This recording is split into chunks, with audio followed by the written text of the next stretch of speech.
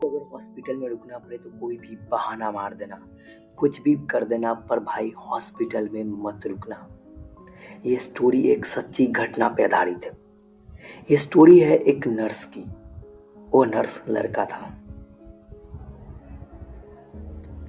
Hey guys, this is Aryan Chauve and today I am here to explain a most haunted and creepy story with you। इस story है एक ऐसी दुनिया की जहां लोग जिंदा भी बचते हैं और मरते भी हैं। एक हॉस्पिटल जहां लोग जिंदा होने के लिए जाते हैं, ठीक होने के लिए जाते हैं, लेकिन अगर वहीं लोगों को मार दिया जाए तो। ये स्टोरी है एक रवि नाम के नर्स की जो अभी नया नया ज्वाइनिंग करता है और उसका फर्स्ट नाइट स्टैंड था एलोन। सीनियर ऑफिसर ने बस उसे इतना समझाया कि वार्ड अच्छे से संभाल लेना और डेड रूम की तरफ जाना भी नहीं। बट रवि को लगा कि आखिर ऐसा क्यों बोला जा रहा है उसके साथ, कि उसकी जिज्ञासा बढ़ गई कि आखिर डेड रूम में क्यों जाना मना हो गया। मैं भी स्टाफ हूं, मैं जा सकता हूं।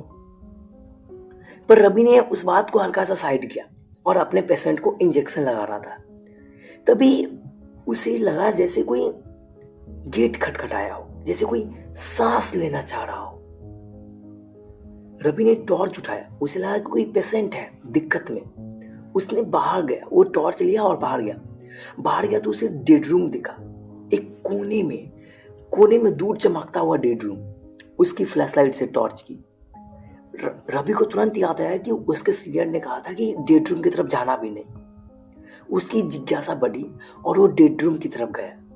डेड रूम का गेट, उस पे बस इतना लिखा था, डेड रूम स्टाफ ओनली। इसमें सिर्फ स्टाफ जा सकते हैं। बट डेड रूम का गेट हल्का सा खुला हुआ था। रवि को लगा कि गेट हो सके किसी से खुला छूट गया हो। वो लगा रहा था गेट को। तभी वो सोचा कि जब मैं यहां तक आ ही गया हूं तो थोड़ा अंदर जाके देख लूं। वो जैसे ही अंदर गया, हवा एकदम थम सी गई हो, उस तरह एकदम पूरा रूम ठंडा था।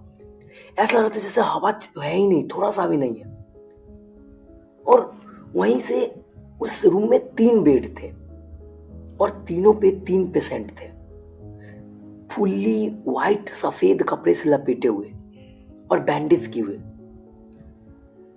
रवि ने तीनों को गौर से देखा और जैसे ही जाना चाहता था वैसे ही उसे फिर से वही आवाज सुनाई दी, जैसे कोई सांस लेना चाह रहा हो। लाइट डिम होने लगी और लाइट जैसे ही स्टेबल हुई, उसने देखा कि तीनों बॉडी एक साथ बैठी हुई है एक ही बेड पे, फुल्ली बैंडेज्ड। रवि की होश उड़ गई। वो जैसे ही भागना चाहा, गेट धड़ाम से बंद हो गया। अब रवि की हवा टाइट हो गई थी। हाँ, उस जगह कोई भी होता तो उसकी भी हवा टाइट हो जाती, हमारी भी, तुम्हारी भी, किसी की भी, रवि की भी हो गई। बैंडेज, उसने देखा कि जैसे कि वो बैंडेज खोलना चाहता हो और तीनों पेशेंट ने एक साथ रवि से क्वेश्चन किया, हमें यहां पे क्यों रखा गया है। रवि एकदम से सदमा खा गया कि उसे ऐसा लगा कि जैसे कोई मार देगा उसे आज यहाँ पे। और उस बैंडेज में, तीनों बॉडी के बैंडेज में से एक ब्लड सर्कुलेट होता हुआ दिख रहा था, ब्लड नीचे आता हुआ दिख रहा था। और एक बॉडी ने अपना बैंडेज हटाया। आधा फेस उसका पूरा जला हुआ था और आधा स्किन पूरा सड़ा हुआ था। रवि इतना देख ही रहा था कि उसका मन पूरा हो गया। और उस तीनों पेशेंट ने बस एक ही बात कही कि अब तुम भी हमारे साथ यहीं रह जाओगे। नेक्स्ट सुबह डेड रूम के अंदर स्टाफ को रवि की बॉडी मिली, सेम बैंडेज की हुई, जैसे किसी ने एकदम केयरफुल्ली वॉप किया हो। उन 3 बॉडी के साथ रवि की बॉडी को बाहर लाया गया। उसकी फोन में कुछ नहीं मिला। उसके हाथ में एक टॉर्च था, वो टॉर्च फुल्ली खून से लपेटा हुआ था। और रवि को भी उसी के साथ रख दिया गया पोस्टमार्टम के लिए। रवि कैसे मरा सीसीटीवी में कुछ रिकॉर्ड नहीं हुआ। बस इतना स्टोरी था कि रवि को वॉप किया गया था। गाइस, अगर तुम्हें हॉस्पिटल में रुकना पड़ा तो क्या तुम डेड रूम की तरफ जाना भी चाहोगे? क्या उस तरफ देखना भी चाहोगे?